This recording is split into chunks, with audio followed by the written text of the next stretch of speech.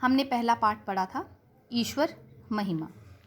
उसी ईश्वर महिमा पर ही आधारित दूसरा पाठ 2 ईश्वर, जो इस प्रकार से है। ईश्वर स्वामी मालिक को कहते हैं। मालिक कौन? हमारा भगवान। सबका मालिक कौन है? भगवान। ईश्वर संसार का स्वामी है। देखो स्वामी फिर यहाँ पे लिखा हुआ है ना, ये स्वामी। स्वामी मीन्स हमारा मालिक। कौन? ईश्वर। ईश्वर ने संसार को बनाया है, यानी कि जो भगवान है उसने इस सारे संसार को बनाया है।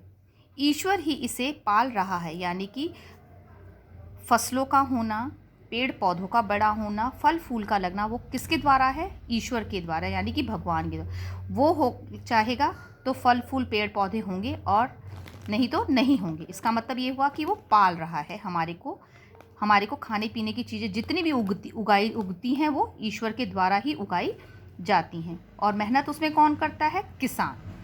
वह ही इसे समाप्त कर देता है। यानी कि देखते हैं आप, कई बार बाढ़ आ गई, सारी फसल खराब हो गई, बारिश नहीं हुई, सारी फसल खराब हो गई, यानी कि ईश्वर के द्वारा ही ये सब समाप्त हो जाता है। हमारा और आपका भी एक तरीके से जो भी होना होता है वो ईश्वर ही करता है। पौधे उगते हैं, फूल फलते हैं, अंत में नष्ट हो जाते हैं, यानी कि फूल पौधे उगते हैं और अंत में वो, यानी कि लास्ट में वो ख़त्म हो जाते हैं। संसार इस नियम में चल रहा है। ये पूरा संसार जो ये शुरू होने और ख़त्म होने के नियम में चल रहा है। ईश्वर बड़ा दयालु है। वह सब कुछ वही देता है। वह न्यायकारी है, अच्छे कर्म का सही फल देता है।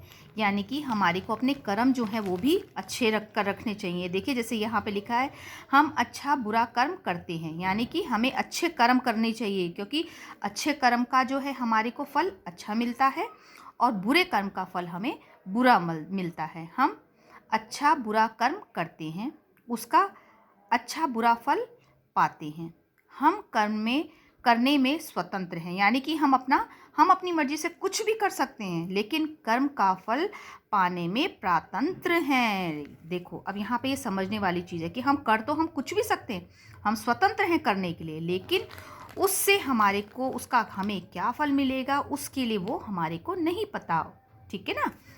ईश्वर सब कुछ जानता है, उससे हमारा कुछ छिपा नहीं है। यानी कि हम छुप करके सामने अच्छा बुरा जो कुछ भी करते हैं वो ईश्वर को सब कुछ पता होता है, उससे हमारा कुछ नहीं छुपा। वह सदा से ही सदा रहेगा। वह सदा से है, सदा रहेगा, यानी कि वो है और रहेगा। वह सर्वव्यापक है, सब जगह मौजूद है, कण कण में समाया हुआ है, सारा संसार उसमें है, वह सारे संसार में है, उसका निज नाम ओम है। देखिए बच्चे, आपने इस पाठ को इसी तरीके से पढ़ना है। इसी पाठ पर आधारित यहाँ पे कुछ रिक्त स्थान हैं जिनको मैं आपको बता रही हूँ। अब जैसे यहाँ पे है, पहला है ईश्वर डैश को कहते हैं। किसको कहते हैं? ईश्वर। देखिए यहाँ पे आया हुआ है ना, ये सबसे पहले स्वामी। तो हम यहाँ पे क्या करेंगे? यहाँ पे लिखेंगे हम स्वामी।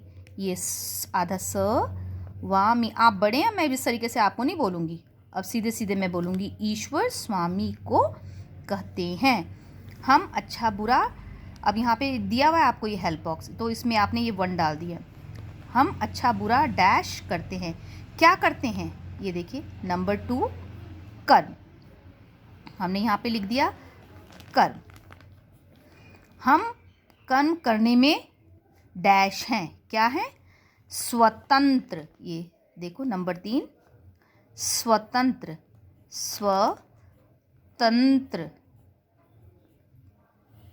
नंबर 4 ईश्वर का निज नाम डैश है। क्या है ईश्वर का निज नाम? ये नंबर 4 ओम। क्या है? ओम। ओम।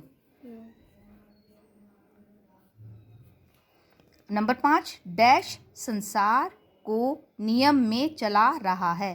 कौन? ईश्वर।